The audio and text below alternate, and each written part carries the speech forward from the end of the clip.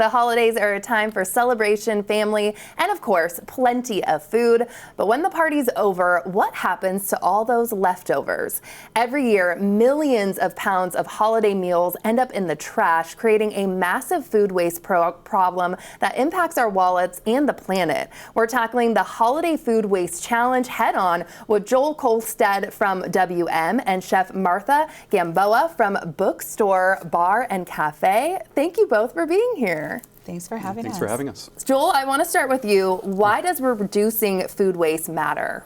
Well, it's great to be here, and the holidays are finally here. It's an exciting time to spend with family and to share food together, but as you mentioned, it's also one of the most wasteful. There are millions of turkeys, side dishes, and shockingly even some desserts that end up headed to the landfill. At WM, we're always working towards a more sustainable tomorrow, and tackling the food waste problem is a big part of that. This year, through a collaboration with Snohomish County and King County, Chef Martha Gamboa and WM experts taught residents across the Puget Sound how to cut food waste in their kitchen and properly compost their food scraps.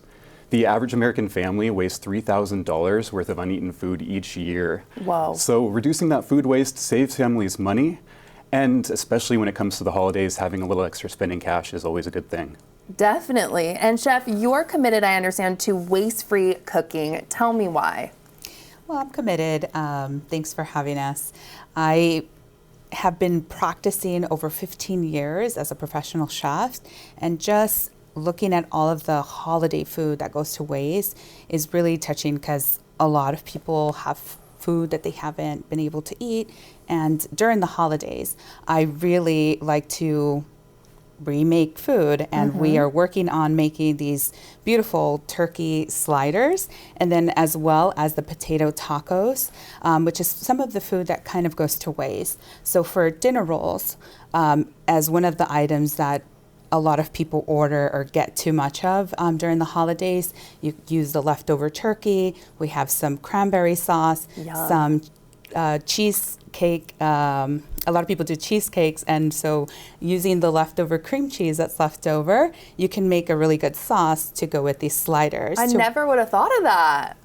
Wow. And then what's in front there? So in front, we do have the potato tacos, and the potato tacos is literally your mashed potatoes that are left over. And we did go ahead and put in some of the salad that was left over from the dinner into the tacos, so then you're able to enjoy right after for any post-holiday games. Oh my gosh, those look so good. I'm gonna have to try those shortly, but I'll continue the interview first. You've both got some really cool tips to reduce food waste at home, so I really wanna hear them.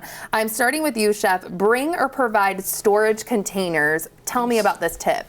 So this is my favorite tip for anyone. I practice this with my family as well. I'm always bringing these containers because you're able to package them for yourself and for your guests to take some of the leftovers home to also do that reduction in food waste that normally goes out. Okay, I like that. And then make a shopping list. This is going to you, Joel. Yes, so make a list and check it twice. I'm sure you've heard that before in a different context, but it also applies to food waste. When you're preparing for those holiday meals, make an ingredient list for everything you're going to need before you go to the grocery store.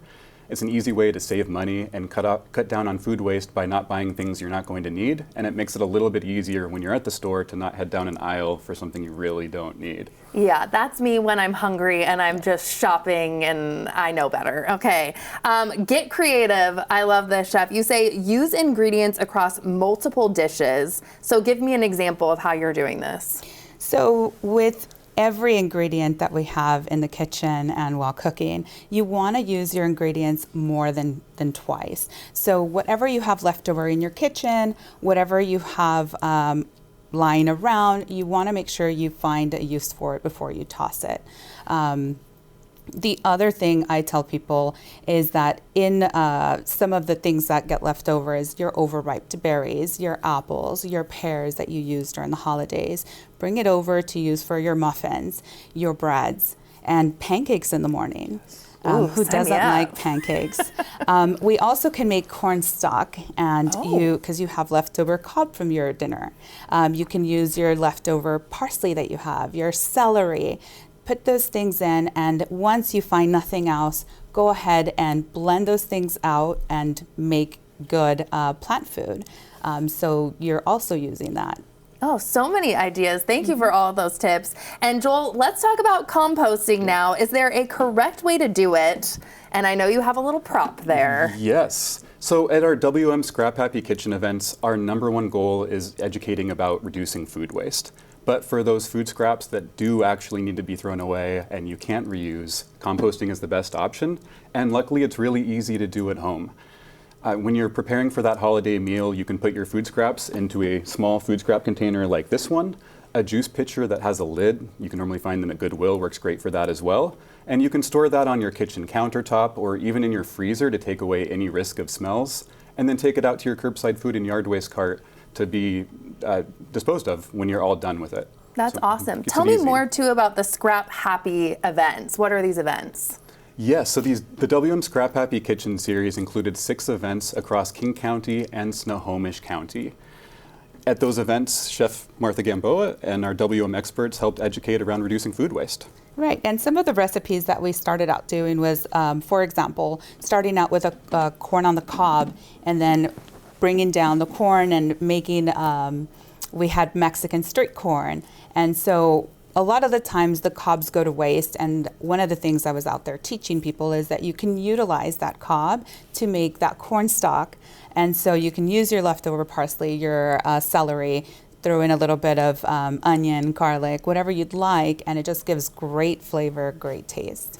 Awesome. You guys, this was so awesome. I'm going to eat those while we go to break. Thank you so much for being here today. I really appreciate it. And you can learn more about reducing food waste. Just go to the website that you see right there on your screen. New Day Northwest is sponsored by WM.